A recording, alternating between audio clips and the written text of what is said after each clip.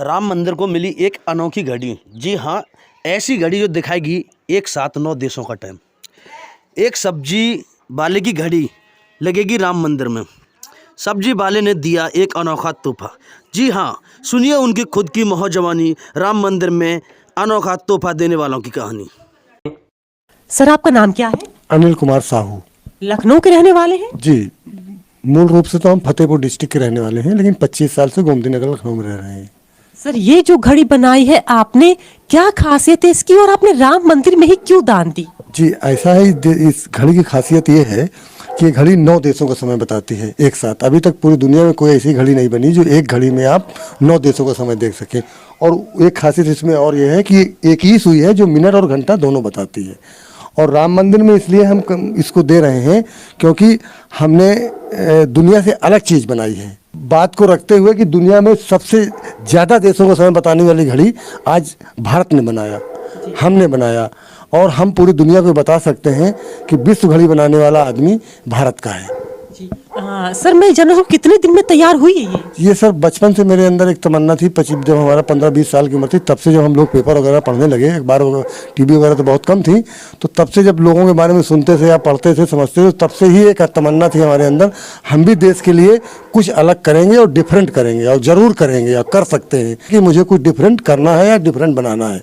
तो 20-25 साल सोचने के बाद लास्ट में ये मेरे दिमाग में, भगवान की कृपा से मेरे दिमाग में आया और मैंने इसको आगे बनाया। बनाने के बाद अब हम इसको दुनिया को, इसका इंटरनेशनल, इसका पेटेंट हो चुका है भारत सरकार से, इसका इंटरनेशनल पेटेंट करा करके पूरी दुनिया को हम बता सकते हैं कि विश्व घड़ी बनाने वाला आदमी भारत का है, जैसे कि जीरो का आविष्कार भारत ने किया था। जी, मैं तो एक जनरल आदमी हूँ, सब्जी बेचता हूँ। पहले मैं इलेक्ट्रीशियन का काम करता था, डिस्ट्रिक्ट फतेहपुर का रहने वाला हूँ, उत्तर प्रदेश का। और करीब 20-25 साल से मैं गोमती नगर लखनऊ में रहता हूँ। तो मैं सब्जी बेचता हूँ यही गोमती नगर मंडी में, हनीमैन मंडी में। मैं सब्जी में भी मैं केवल स्पेशल लहसुन ही बेचता हूँ। हाँ, केवल लहसुन क्यों?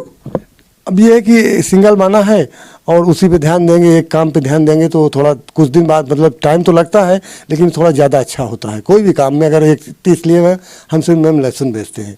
हाँ, मेरे 3 लड़कियां हैं। तो एक लड़की तो मैं शादी कर चुका हूँ कानपुर में 20 साल, और 2 लड़कियाँ, एक लड़की मेरी M.Com कर चुकी, बैंक की तैयारी करती हैं। दूसरी अभी हमारी 96% मेरी इंटर कॉलेज से पास हुई है, इंटर इनका लखनऊ यूनिवर्सिटी में हो गया है।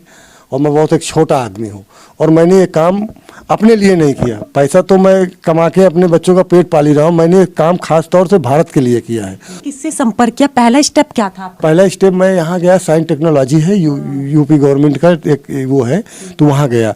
तो वहाँ तो खैर मुझे बताया गया कि पेटेंट यहाँ से नहीं होता है, लेकिन हम लोग पेटेंट के बारे में बता सकते हैं कि कहाँ का कैसे क्या होता है आप। तो उन्होंने एक बलराम जी का नंबर दिया हमको, तो एक बलराम जी हैं, उन्होंने हमारा पेटेंट कराया।